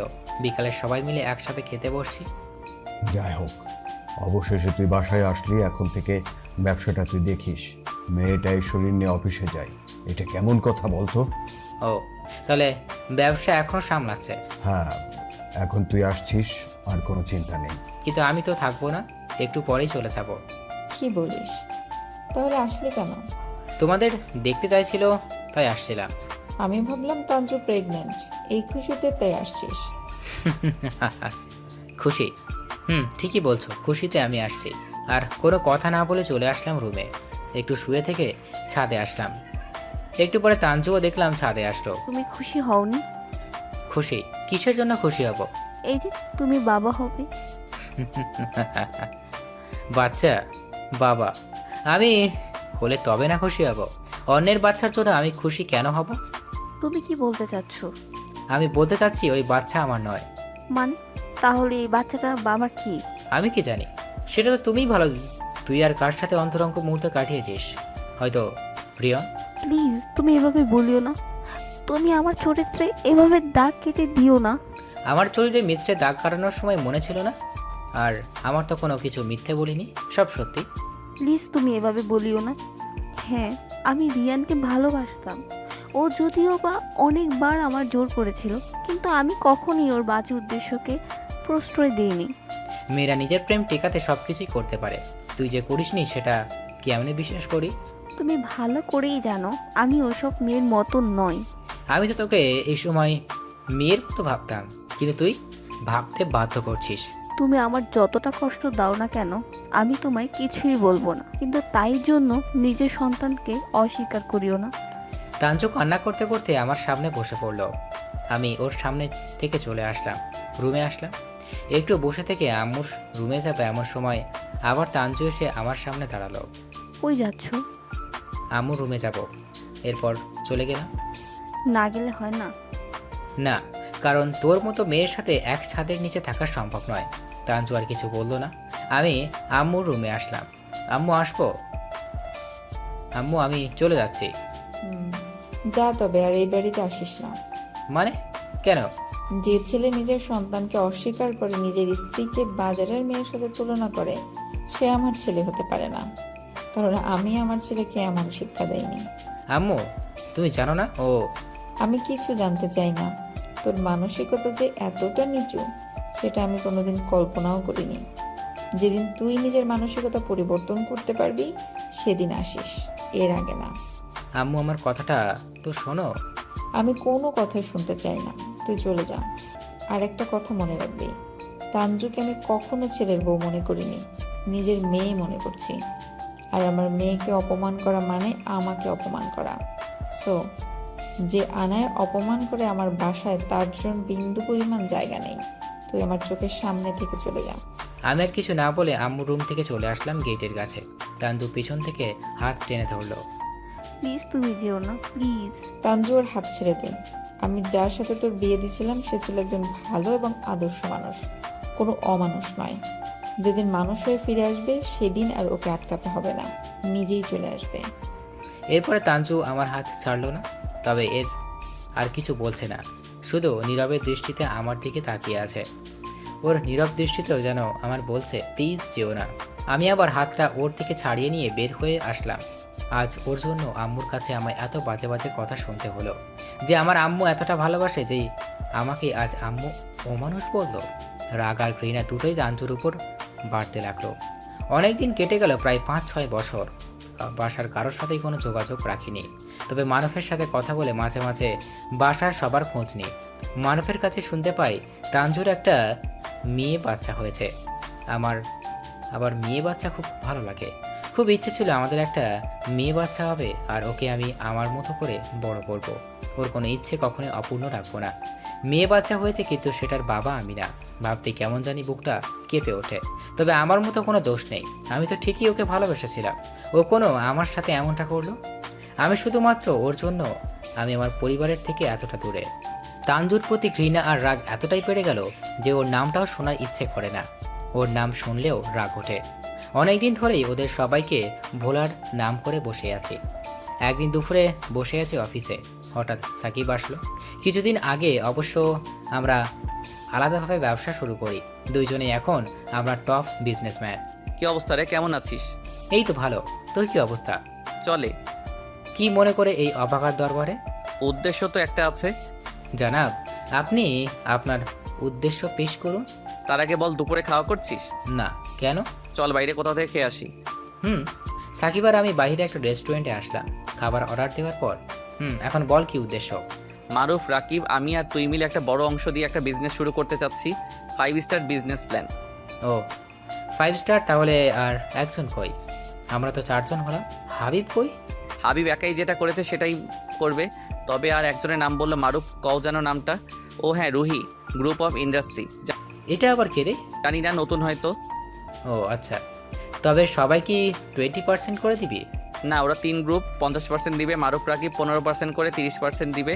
আর রুহি গ্রুপ অফ ইন্ডাস্ট্রি 20% দিবে। এখন তুই কত পার্সেন্ট দিবি?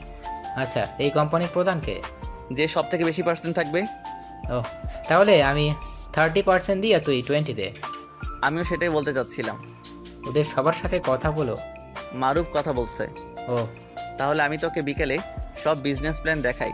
আর কাল একটা মিটিং আছে, সেটা হওয়ার পর অ্যামাউন্ট দিস। আমি ওসব কিছু দেখাবো না, আমি এখন যাবো না। তুই শুধু কিছু কর, আমি পরে কাজ শেষ হলে যাব। এখন কি বলিস? তুই চেয়ারম্যানের চেয়ারে থাকবি? তুই সবার সাথে কথা বলবি না? তুই বলা মানেই আমি বলা। আর একটা কথা, একটা কাজে পরশুদিন দেশের বাইরে যাব 3 মাসের জন্য। তুই সব কিছু করিস। সাকিবের সাথে কথা বলে চলে আসলাম। দেশের বাইরের কাজে যাব এটা ভুল। কাজের থেকে ঘোরার উদ্দেশ্য সেটা বেশি গুরুত্বপূর্ণ। এরপর আমি বিদেশে চলে যাই।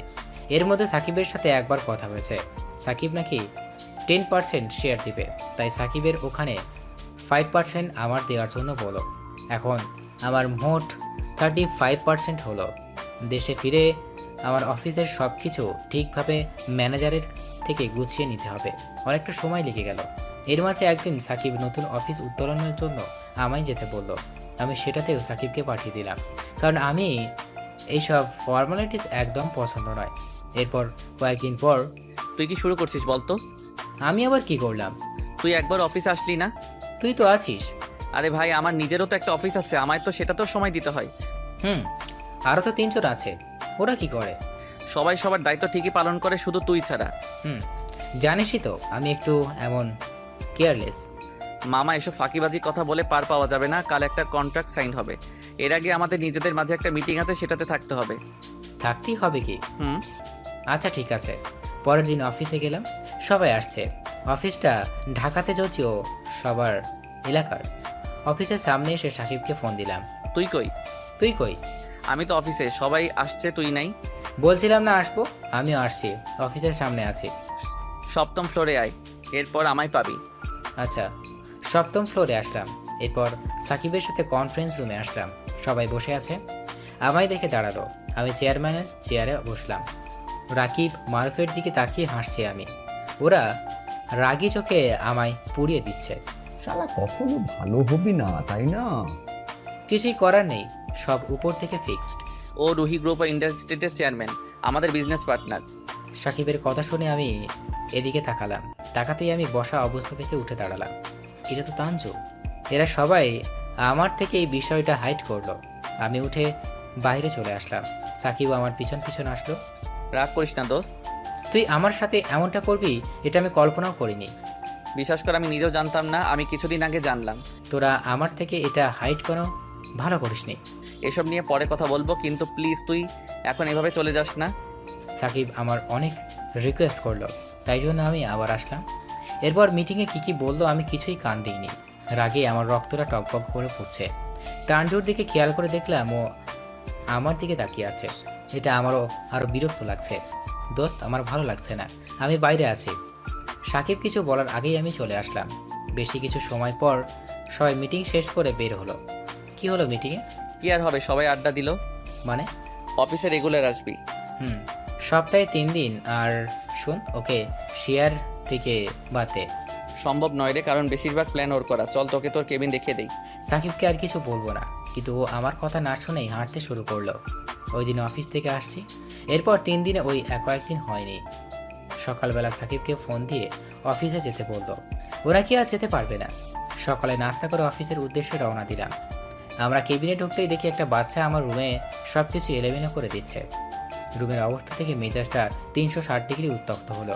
এই পিচ্চিটা আমার দিকে তাকিয়ে একটা হাসি দিয়ে, যে হাসিটা আমার বুকে এসে বিঁধল। আর আগে থেকেই আমার বাচ্চাদের প্রতি একটা দুর্বলতা কাজ করে। আর যাই করি না কেন বাচ্চাদের উপর কখনো রাখতে পারি না। তবে কোনো বাচ্চার উপর রেগে যাওয়ার পর তাকে ভয় না পেয়ে হাসতে এই প্রথম দেখলাম। বাচ্চার কাছে এসে কোলে তুলে নিলাম। বাচ্চাটা এতটাই কিউট যে কোলে না নিয়ে থাকতেই পারলাম না। তাহলে তুমি সেই বদমেজাজি স্যার? আমি অবাক হয়ে ওর দিকে তাকিয়ে রইলাম। কণ্ঠটা তো মাশাআল্লাহ, কিন্তু আমার আবার কে বদমেজাজি বলে পরিচয় করিয়ে দিল? আমি বদমেজাজি তোমায় কে বললো? আমার আম্মু বলেছে। তাই? কে তোমার আম্মু? বাচ্চাটা কিছু বলার আগেই তাঞ্জু। আসবো? হ্যাঁ।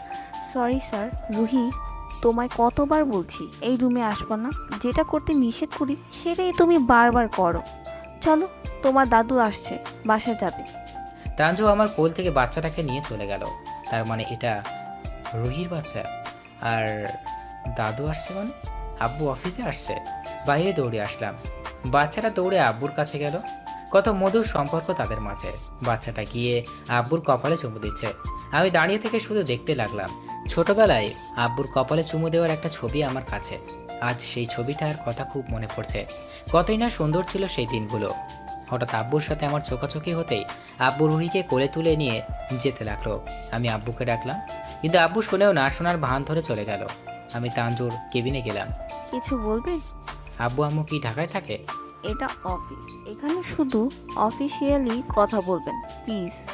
আমি তোমায় যেটা জিজ্ঞেস করছি সেটা তুমি উত্তর দাও। হ্যাঁ, আমি যেহেতু এখানে তাই আমার আব্বু আম্মুকেও আমার সাথে নিয়ে আসছি।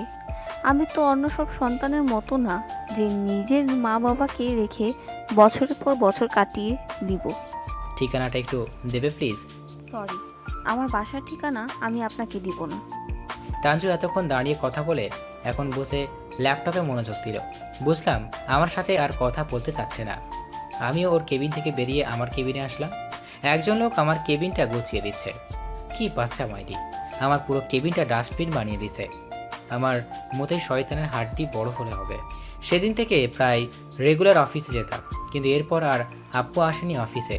তাঞ্জু আর আমার কেবিনের মাঝে একটা গ্লাস দেওয়া, এপাশ থেকে ওপাশটা খুব ভালো করেই দেখা যায়। মাঝে মাঝে খেয়াল করে তাঞ্জু আমার দিকে তাকিয়ে থাকে, কিন্তু যে আমি তাই ঠিক তখনই ওর কাজে ব্যস্ত হয়ে পড়ে। কিছুদিন আগে সাকিবের বোনের বিয়ের কার্ড সবাইকে দিল। কাল ওর বোনের বিয়ে। সবাই আবার সেই পুরনো এলাকায় ফিরে যাবে। সবাই আজ রাতেই রওনা দিবে। পরের দিন ভোরবেলা গিয়ে পৌঁছে গেলাম। সাকিবদের বাসায় থাকার ব্যবস্থা করা হলো। কিছুক্ষণ বিশ্রাম নিয়ে মারুফ, রাকিব আর আমি তাঞ্জু আর রুহি ঘুরতে বের হলাম। অনেকদিন পর আসছি তো তাই। দূর থেকে কেউ একজন আমায় ডাকলো। তাকিয়ে দেখে রিয়ন।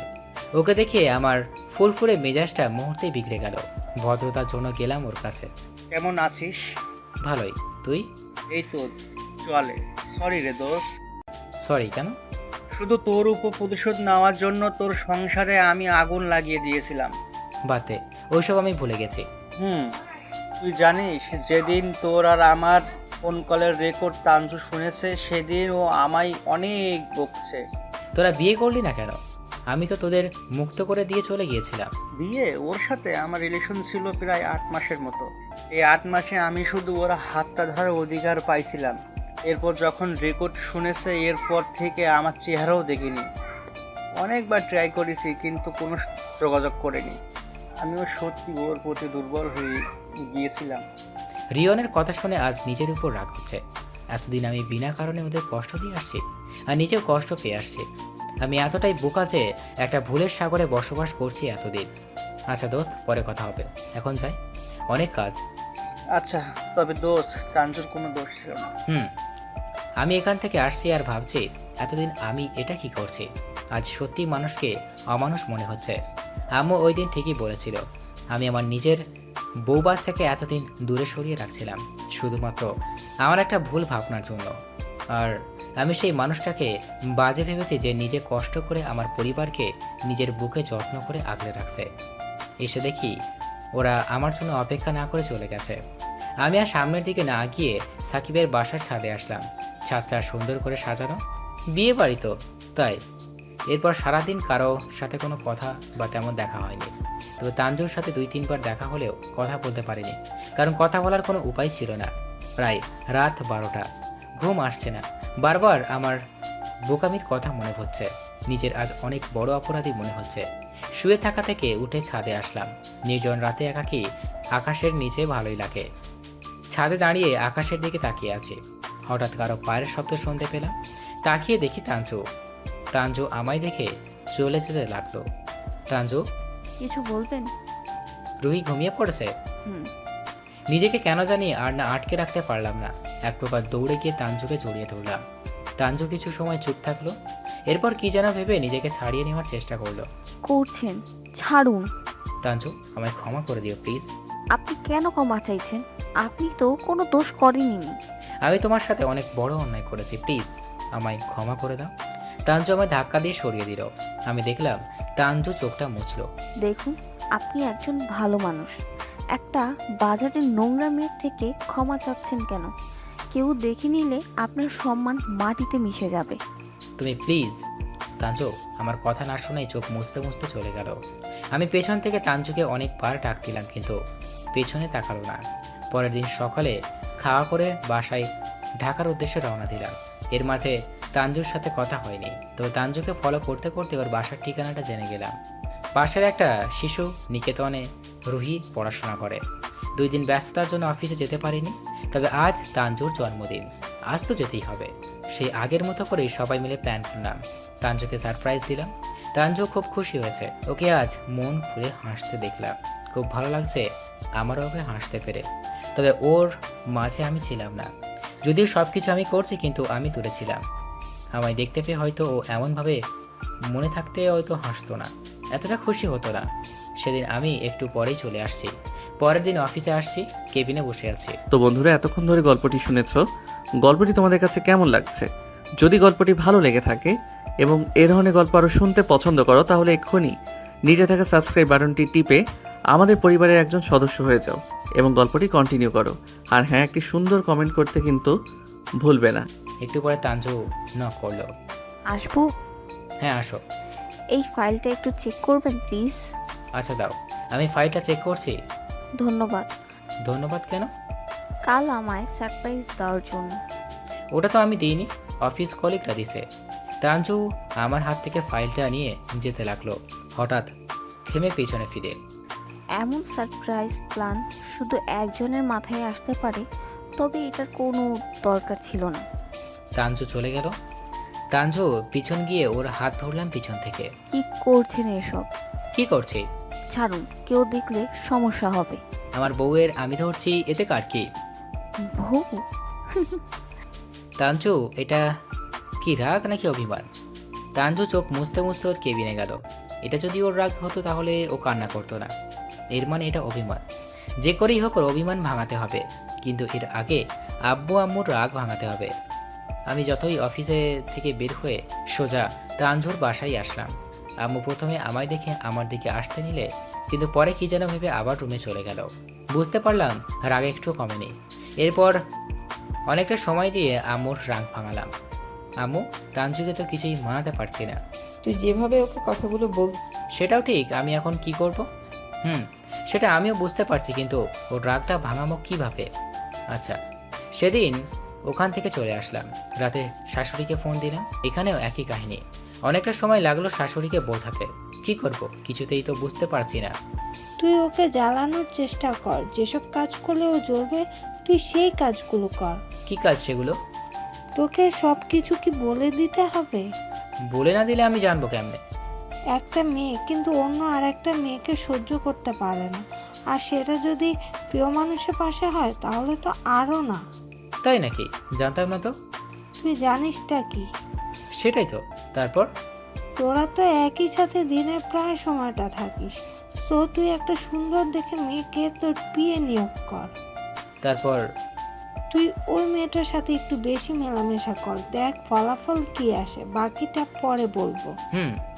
তবে ওই মেয়ের উপর আবার ফিদা হয়ে যাস না, তোদের ছেলেদের তো আবার অভ্যাস খারাপ। কি যে বলো না, আর কখনো ভুল হবে না। মাথায় থাকে যেন। অবশ্যই। ফোন কেটে দিলাম। ফোনটা রেখে দিয়ে মারুফকে ফোন দিলাম, কারণ ও আবার মেয়েদের সাথে ভালো সম্পর্ক। হ্যালো বল। দোস্ত, একটা হেল্প লাগবে। বললে ফেল। একটা মেয়ে লাগবে। ছি, তুই এতটা নিচে নেমে গেছিস ভাবতেও পারিনি। তোর বউ বাচ্চা আছে আর তুই, আমার নিজেরও লজ্জা হচ্ছে। লেকচার শেষ? লেকচার মানে? ভালো কথা সবসময় তেতো লাগবেই। না রে ভাই, তোর কথা আমার মধুর মতো লাগছে, এবার একটু আমার কথাগুলো শোন। বল। এরপর মারুফকে সব বললাম। ও আচ্ছা, এই ব্যাপার। ও, আগে বলবি তো। আমার বলার সুযোগ দিচ্ছিস নাকি? আমি ভাবছিলাম। তুই তো উল্টো পাল্টা ভাবিস। আচ্ছা, একটা কথা বলতো। কি কথা? কোন কোম্পানির জুতার পিটুনি দিলে তোর মাথা থেকে এইসব মহৎ ভাবনাগুলো যাবে? মহৎ চিন্তা সবার মাথায় আসে না রে, এটার জন্য তপস্যা করতে হয়। তুই সারাদিন সাধনাই কর, এখন বল আমার কাজটা করতে পারবি কিনা? সমস্যা নেই, হয়ে যাবে। পরের দিন সকালবেলা আম্মুর কাছে আসলাম। তানজু অফিসে যাওয়ার জন্য রেডি হচ্ছে, রুহি নাস্তা করছে। আমি রুহির কাছে আসলাম। তানজু এখনও দেখাও যে আমি আসছি। কি করো আম্মু, তুমি কি অফিসে যাওয়ার জন্য রেডি হচ্ছ?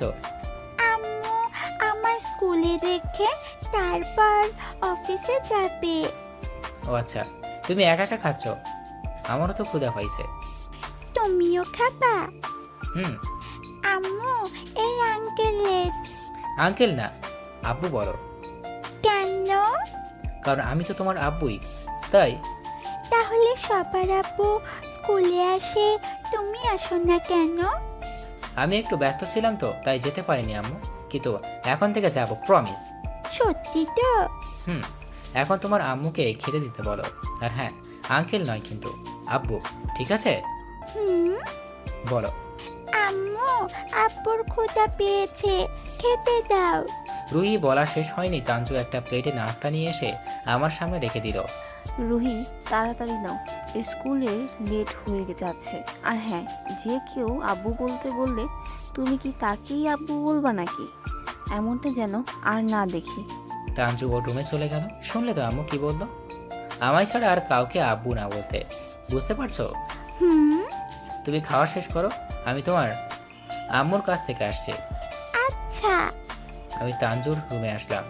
তুমি রুহিকে এইসব বললা কেন? ঠিকই তো বলছি, ভুল কিছু তো বলিনি। তুমি নিজেই তো বলছো এই বাচ্চা তোমার নয়। আমি মানছি আমি ভুল করছি, তাই বলে তুমিও কি আমার আব্বু ডাকতে নিষেধ করবা? যে নিজে অস্বীকার করে নিজের সন্তানকে সে আব্বু বলে না ডাকলেও আমার সন্তানের কোনো ক্ষতি হবে না। ও তাই? তো রুহির স্কুল বাবার নাম বোধহয় সুমন দেওয়া নাই, আর যদিও থাকে তাহলে নিশ্চয়ই মরহুম দেওয়া আছে, তাই না? তানজু কোনো কথা বলছে না, চুপচাপ বিছানা গোছাচ্ছে। আমি তানজুর পিছনে দাঁড়িয়ে কথাগুলো বলছি। ওর হাত ধরে টেনে আমার দিকে ফিরিয়ে নিলাম। রুহি আমার মেয়ে, সো ও আমাকে আব্বু বলে ডাকবে, বুঝতে পারছো? তাড়াতাড়ি রেডি হয়ে নাও, আমি আব্বু আম্মুর সাথে দেখা করে আসছি, একসাথে অফিসে যাব। আম্মুর সাথে দেখা করতে আম্মুর রুমে আসলাম। আম্মুর সাথে কথা বলে বাইরে এসে দেখি রুহি একা একা স্কুল ইউনিফর্ম পরছে। তুমি একা একা পড়তে পারো? তোমার আম্মু কই? আম্মু বাথরুমে। ওহ, আমায় ডাকতে পারতা? আচ্ছা, তাও আমি পরিয়ে দিচ্ছি।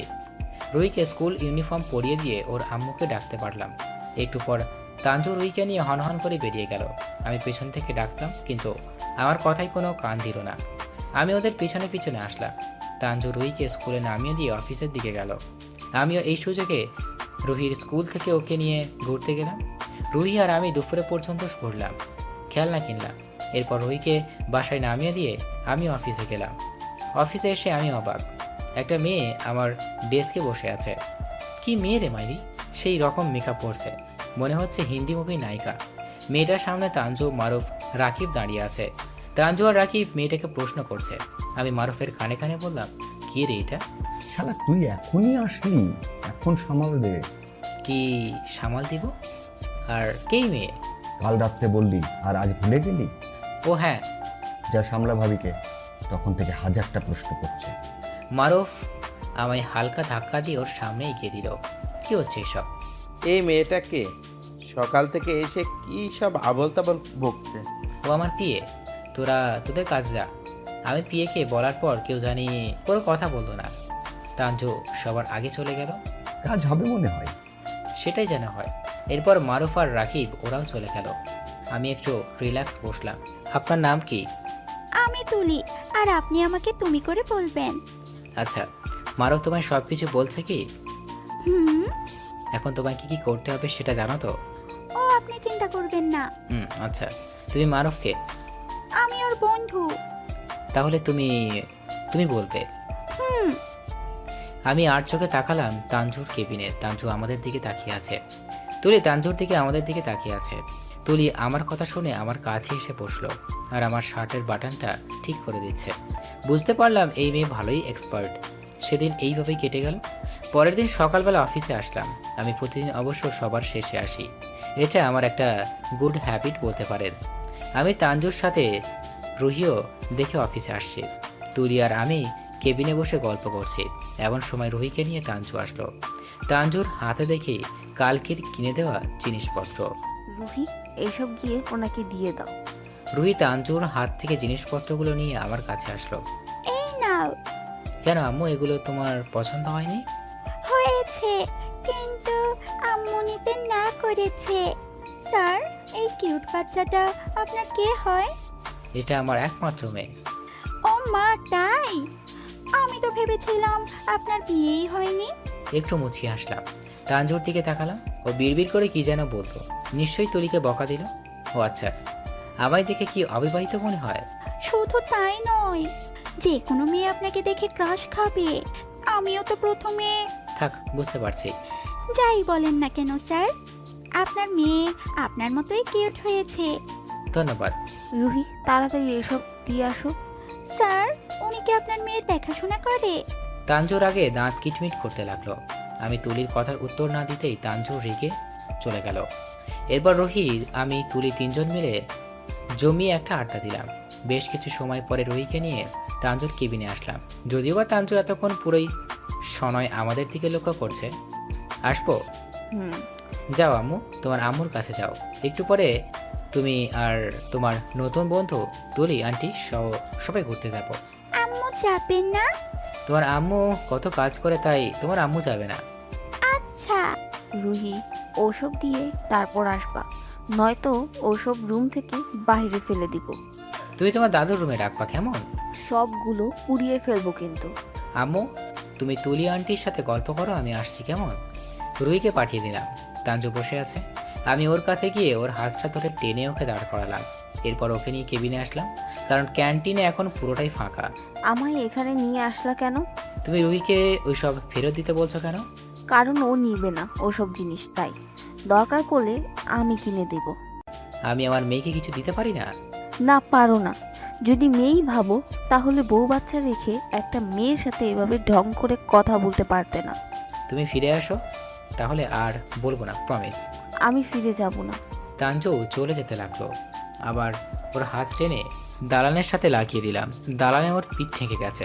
আমি এখন ওর এতটাই কাছে যে ওর গরম নিঃশ্বাসের শব্দ পর্যন্ত আমার কানে আসছে। আমি ওর ঠোঁটের কাছে মুখ নিয়ে গেলাম। তানজু চোখ বন্ধ করলো। হয়তো ও মনে করছে আমি ওকে কিস করব, কিন্তু না। আমি ওকে ওর দিকে তাকালাম। এরপর ওর কানের কাছে মুখ এনে বললাম, অন্য কারোর সাথে যখন আমার সহ্য করতে পারো না, তাহলে ফিরে কেন আসছো না? এতটা যখন ভালোবাসো, তাহলে দূরে থাকার প্রয়োজনটা কি? আমি কাউকেই ভালোবাসি না। তাই? তুমি কাউকে ভালোবাসো না? না। তাহলে আমি কার সাথে মিশলাম, কার সাথে কি করলাম, তাতে তোমার কিছু যায় আসে না, তাই না? ওকে, তাহলে শুধু দেখতে থাকো। তানজুকে ওখানে রেখে চলে আসলাম। তানজুকে তো ঠিকই বলে আসলাম শুধু দেখতে থাকো, কিন্তু আমি করবোটা কি? যা বাবা, এটা বলে তো আরও বিপদে পড়ে গেলাম। আমার কেবিনে আসলাম। তুলি আর রুহি গল্প করছে। আমি ওদের সাথে কোনো কথা না বলে আমার চেয়ারে বসলাম। কিছু সমস্যা হয়েছে কি? তেমন কিছু না। ঘুরতে যাবা এখন? হুম। কে কে যাবে? তুমি, আমি, রুহি। তাহলে তো যাওয়াই যায়। আচ্ছা চলো দেখি। তুলি আর রুহিকে নিয়ে বের হলাম। তানজুর সামনে দিয়েই এক হাত তুলির হাত আর রুহিকে কোলে নিয়ে চলে আসলাম। পাশের একটা পার্কে ঘুরতে আসলাম। বেশ কিছু সময় ঘোরাঘুরি করে তুলিকে ওর বাসায় নামিয়ে দিয়ে রুহিকে নিয়ে বাসার দিকে আসলাম। বাসায় এসে দেখি তানজু আমাদের আগেই চলে আসছে। তুমি এত তাড়াতাড়ি বাসায় আসছো যে? আমার বাসায় আমি কখন আসবো সেটা আমার ব্যাপার। সেটা তো ঠিক, কিন্তু তুমি তো এত তাড়াতাড়ি আসো না অফিস থেকে। শরীরটা খারাপ লাগছিল, তাই আসছি। কি হয়েছে? জ্বর আসছে নাকি? কই দেখি তো। লাগবে না দেখা। আচ্ছা আমি গেলাম আম্মু। রুহি, তোমার আব্বুকে খাওয়া দাওয়া করে যেতে বলো, নাকি বাইরে মেয়ে নিয়ে খেয়ে আসছে। তোমার আম্মুকে বলো যেদিন ওনার রাগ কমবে সেদিন খাবো। চলে আসলাম। মেয়ে মানুষ এমন কেন? এদের বুক ফাটে কিন্তু মুখ ফোটে না। আমরা ছেলেরা এই দিক থেকে ওদের থেকে আলাদা, কারণ আমাদের কাউকে ভালো লাগলে আমরা সরাসরি তাকে বলে দিই, কিন্তু মেয়েরা এটা পারে না। খুব কম সংখ্যক মেয়ে নিজের মনের কথা নিজ থেকেই বলতে পারে। 2-3 দিন এইভাবেই কেটে গেল। আব্বু, হ্যাঁ আম্মু বলো। কাল আমাদের স্কুলে প্যারেন্টস মিটিং আছে, তুমি আসবে না? কেন যাবে না? অবশ্যই যাবো আম্মু। তোমার আম্মু যাবে না? আম্মু তো প্রতিবারই যায়, কালকেও যাবে, কিন্তু ম্যাম আব্বুকেও যেতে বলেছে। ও, তোমার স্কুলে মিটিং কয়টায় আম্মু? 9টা। যা বাবা, আমি যে লেভেলের জমিদার, আমার তো 10টার আগে সকাল হয় না। আচ্ছা আম্মু আমি আসবো। পরের দিন তবুও উঠতে একটু লেট হয়ে গেল। তাড়াতাড়ি করে উঠে ফ্রেশ হয়ে চলে গেলাম রোহিত স্কুলে। এখনও মিটিং শুরু হয়নি, সবাই ওয়েটিং রুমে বসে আছে। আমি গিয়ে তানজুর পাশে বসলাম। তুমি এখানে কেন? বারে, মেয়ের স্কুল মিটিং আমি আসবো না? না, আসবা না। এতদিন যখন তোমার লাগেনি, তখন আর তোমায় লাগবেও না। এতদিন লাগেনি, কিন্তু এখন লাগবে। আর তুমি হয়তো জানো না, আম্মুর সাথে বাচ্চার আব্বুকেও ডাকছে, তাই তুমি একা সামাল দিতে পারবে না। এটাতেও আমাকেও লাগবে। পাশ থেকে একজন মহিলা তানজুকে জিজ্ঞেস করলো আমি কে হই। তানজু কোনো সংকোচ ছাড়াই উত্তর দিল আমার হাজবেন্ড। প্যারেন্টস মিটিং শেষ করে বাইরে আসলাম। এখন কই যাবা? অফিসে। অফিস তো সাকিব, মারুফ, রাকিব আছে। চলো আজ অন্য কোথাও যাই। মানে? কোথাও ঘুরে যাই। আমি যাব না, আমার কাজ আছে। তানজুকে অনেক রিকোয়েস্ট করলাম, কিন্তু কিছুতেই কিছু হবে না। মেয়েটার একটা ঘাড় টেরা রোগ আছে, পরিবারের ছোট মেয়ে তো। তানজু চলে যাওয়ার কিছুক্ষণ পরে বৃষ্টি নামতে শুরু করলো। আমি আমার বৃষ্টিতে না ভিজে শান্তি পাই না, তাই বৃষ্টিতে ভিজলাম। কিন্তু আজকের ভেজাটা একটু বেশি হয়ে গেছে। বাসায় এসে ড্রেস চেঞ্জ করলাম, কিন্তু ভেজা কাপড়ে অনেকক্ষণ থাকার কারণে কেমন জানি অস্বস্তি লাগছে। তরিকে ফোন করে বাসায় চলে যেতে বললাম। এরপর আমি কম্বল মুড়ি দিয়ে শুয়ে পড়লাম। বিকালের দিকে শরীরটা একটু গরম অনুভব করলাম। জ্বর আসেনি, তবে আসার জন্য পারমিশন চাচ্ছে আর কি। বাসায় ওষুধ ছিল, সেখান থেকে 1 ডোজ খেয়ে নিলাম। যদিও বা আমি সচরাচর ওষুধ খাই না। সন্ধ্যার পর সাকিব ফোন দিল। হ্যাঁ বল। কি রে, অফিসে আসলি না কেন? আর বলিস না রে, খুব শখ করে বৃষ্টিতে ভিজছিলাম, তাই জ্বর চলে আসছে। কি বলিস, ওষুধ খাইছিস? বিকালে খাইছি। আমি আসবো কি? দরকার হবে না, ভালো লাগছে না রে, প্রচুর মাথা ব্যথা হচ্ছে। পরে কথা বলি, বাই। সাকিবের ফোনটা কেটে দিলাম। ঔষধটা খাওয়ার পর যদিও আমার মাথা ব্যথা কমে গেছে, কিন্তু সাকিবকে মিথ্যা বলে ফোনটা কাটলাম। শুয়ে আছি, একটু পরে কলিং বেল বাজলো। এই অসময়ে আবার কি আসলো? নিশ্চয়ই সাকিব।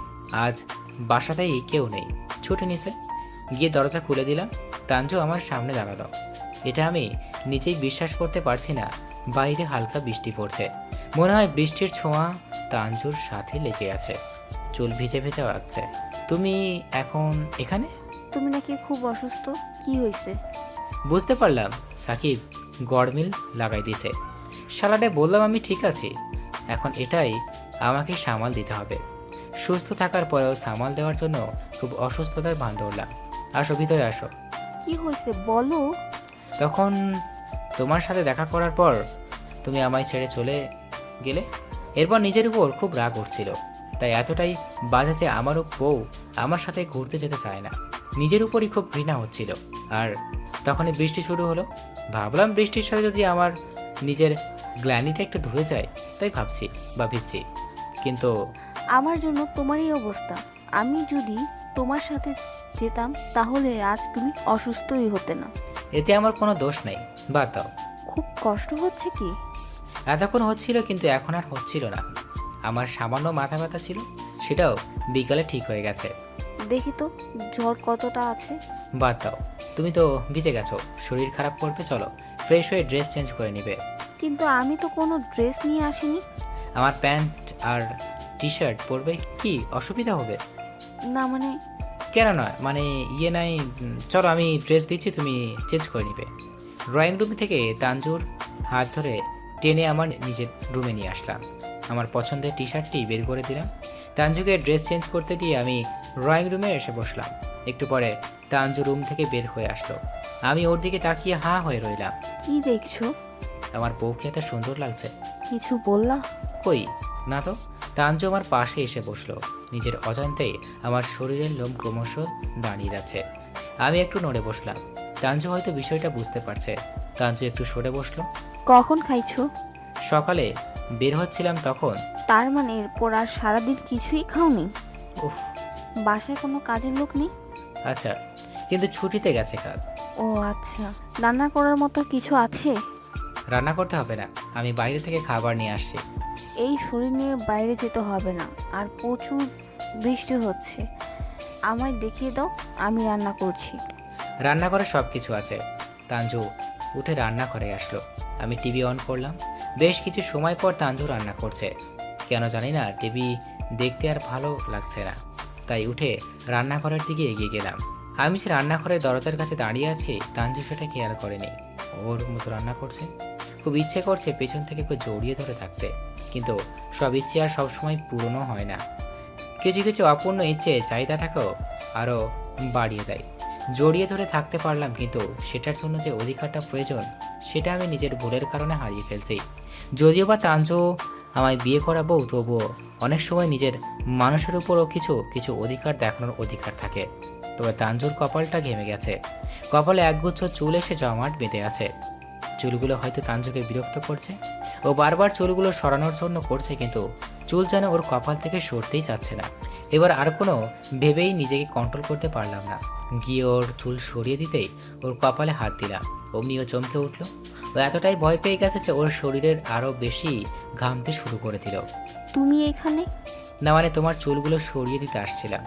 ও, ফ্যানটাও দাও, তাহলে তো হচ্ছে। আমি ফ্যান অন করে চলে আসলাম। তাঞ্জু রান্না শেষ করে ফ্রেশ হয়ে বিশ্রাম নিল। এরপর দুজনেই খাওয়া করলাম। অনেকদিন পর বউয়ের হাতে রান্না খেলাম। এদিকে বৃষ্টি বেড়েই চলছে। আমি এখন যাই। আর হ্যাঁ, নিজের খেয়াল রাখো। বাইরে তো প্রচুর বৃষ্টি হচ্ছে। সমস্যা নেই, আমি যেতে পারবো। আজ না গেলে হয় না? আজ এখানে থেকে যাও, বাইরে প্রচুর বিদ্যুৎ চমকাচ্ছে। তাঞ্জু আর কিছু বলল না। বুঝতে পারলাম ওর উত্তর হ্যাঁ। আম্মুকে ফোন করে বললাম তাঞ্জু আজ বাসায় যাবে না, এখানে থাকবে। এখন দুইজনে আমার রুমে বসে আছি, ঘুমাবো না।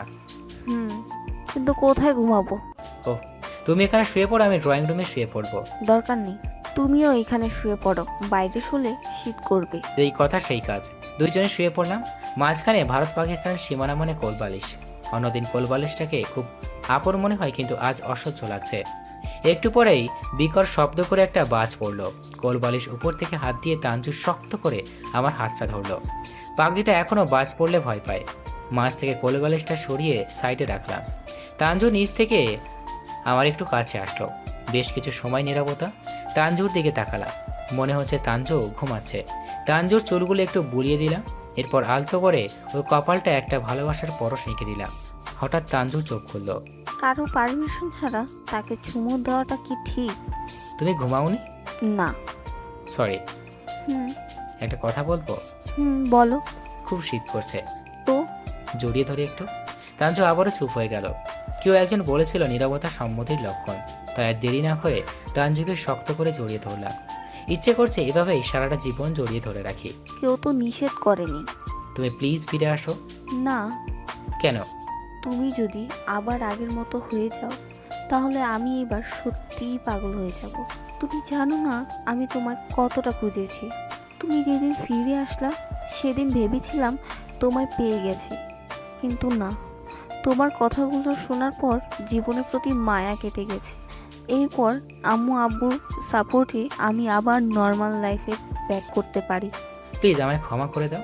আর সেই সময়টা আমি কোনো কিছুই ভেবে করিনি। সেটাই করেছি যেটা আমার কাছে ঠিক মনে হয়েছে, কিন্তু যেটা যে এটাই ভুল হবে সেটা এখনও বুঝতে পারছি। প্লিজ তুমি আবার ফিরে আসো। এবার তাঞ্জুকে আমার দিকে ফিরিয়ে নিলাম। তাঞ্জুর চোখ দিয়ে পানি ঝরছে। এই পাগলি, কান্না করছো কেন? এই যে প্রমিস করছি আর কোনো দিন তোমায় ছেড়ে কোথাও যাব না। এই যে কান ধরছি, প্লিজ ক্ষমা করে দাও। সত্যি তো আর কষ্ট দিবে না? কখনোই না। বলো না আসবে ফিরে আমার কাছে। তাঞ্জু শুধু বলে আমায় জড়িয়ে ধরলো। আরও কিছু সময় নীরবতা পালন করলাম। এই চলো না বৃষ্টিতে ভিজি। এই তোমার না জ্বর? তো কি হয়েছে? চুপচাপ শুয়ে পড়ো। তাঞ্জুকে কোলে করে এনে দুইজনেই শুইলাম। পরম সুখে জড়িয়ে নিলাম আমার পাগলিটাকে। পরের দিন তানজুর বাসায় গিয়ে আব্বু আম্মু আর রুহিকে নিয়ে বাসায় আসলাম। এবার আমার বাসাটা পূর্ণতা পেল। ভাবিনি এই বৃষ্টি আমাদের আলাদা করে দিবে, আবার এই বৃষ্টি আমাদের এইভাবেই মিলিয়ে দিবে। শুরু হলেও আমার সুন্দর পরিপূর্ণ সুখের সংসার। সমাপ্ত।